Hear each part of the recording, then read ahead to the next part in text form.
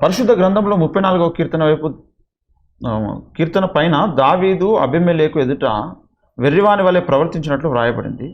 మనం మొదటి సమయాలు 21:12-15 వరకు చూస్తే దావీదు గాతురాజు అయిన ఆకీషుకు భయపడి ఆకీషు ఎదుట వెర్రివాని వలె నటించినట్లు కనబడుతుంది. ఒకచోట అబీమెలెకు అని, మరొక చోట ఆకీషు అని వ్రాయబడింది. ఎందుకు? అదే అవి one of the copyist mistakes అవి. ఇంకోటి ఏంటంటే అబీమెలెకు అనేది ఒక నిజాం ప్రభువులు అన్నట్టు అదొక బిరుదం. రాజులను ఇప్పుడు మెలక్ సెదక్ అనే మాట మిల్కీ సెదక్ అయింది. మెలక్ సెదక్ అనే రెండు మాటలు కలిపి మిల్కీ సెదక్ అయింది. అంటే సమాధానపు రాజు అని. అట్లా అబీమెలెకు అనేవాడు అబ్రహాం కాలంలో ఉన్నాడు, ఇసాక్ కాలంలో ఉన్నాడు. అంటే ఫరో లాగా. ఓకే, ఎవరికైనా ఫరో యోసేపు కాలంలో ఫరో ఉన్నాడు, మోషే కాలం 400 ఏళ్ళు అయ్యాక మళ్ళీ ఫరో. అదే ఇప్పుడు ఎంపరర్ చక్రవర్తులు ఎట్లా ఉన్నారు, ఫరోస్ నిజామ్స్ ఎట్లా ఉన్నారు, అలాగా అబీమెలెకు అనేది ఒక టైటిల్ కింద తీసుకుంది. అట్లా కాపీయింగ్ లోపల కొన్ని మార్పులు వచ్చినాయి. అది రక్షణార్థమైన పునాది సిద్ధాంతాలు కాదు కనుక దాని విషయం మనం బాధపడాల్సిన అవసరం లేదు అని బైబిల్లో వైరుధ్యాలు ఎందుకు అని ఒక ప్రసంగం చేశాను.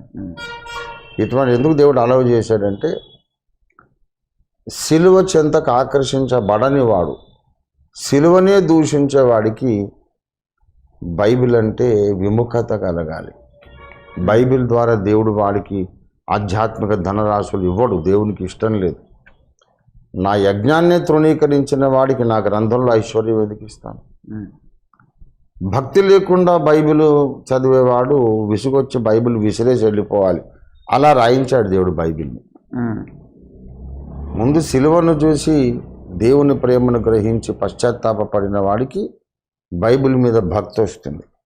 అప్పుడు ఈ అనవసరమైనవి కయ్యూనుకు భార్య ఎక్కడి నుంచి వచ్చింది, లేకుంటే ఫలానా ఇప్పుడు లోతు భార్యల సంగతి, అది ఇవన్నీ పనికిమాలినవన్నీ కాకుండా తన ఆత్మీయ క్షేమాభివృద్ధికి అవసరమైన దాని మీద దృష్టి పెడతాడు. అలాంటి వాడికి బైబిల్ అర్థమవుతుంది.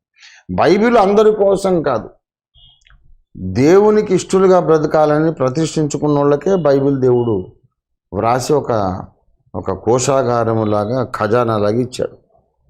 Not for everybody.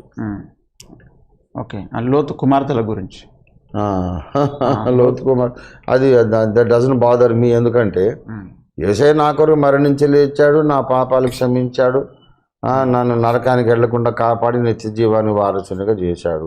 కుమార్తెలే భార్యలుగా ప్రవర్తించి, కుమార్తెలే ఆయనతో సంసారం చేసి, కూతుళ్ళ భార్యలా ఏంది ఇట్లా చేశారు చండాలంగా అంటే, ఇప్పుడు లోతు ఇప్పుడు లేడు, కుమార్తెలు లేరు. అది తప్పని సంగతి బైబిల్లో రాయబడి ఉంది. రక్త సంబంధిని ఎవడు అసలు ముట్టుకోవద్దు, సెక్షువల్గా దగ్గరికి వెళ్ళొద్దని ధర్మశాస్త్రంలో రాయబడింది. ఎవడును తన రక్త సంబంధి మానాఛాదనము తీయుటకు సమీపించకూడదని స్ట్రిక్ట్గా ఆజ్ఞ ఉంది. వాళ్ళు ఆ ధర్మశాస్త్రం కూడా రాకముందు వాళ్ళు తప్పు చేశారని చెబుతున్నాడు. కానీ అలా చెయ్యండి అని దేవుడు చెప్పినట్టు లేదు కదా.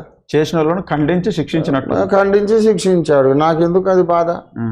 దానికి అవన్నీ పట్టించుకోను. నేను యేసు నా కొరకు చేసిన రక్షణ యజ్ఞాన్ని గురించి మాట్లాడతాను తప్ప అప్పుడు ఎవరెవరు ఏ తప్పులు చేశారో మనకి పందికి ఎప్పుడు పెంటే కావాలి, గొర్రెకు గడ్డి కావాలి. అది ఓకే సార్.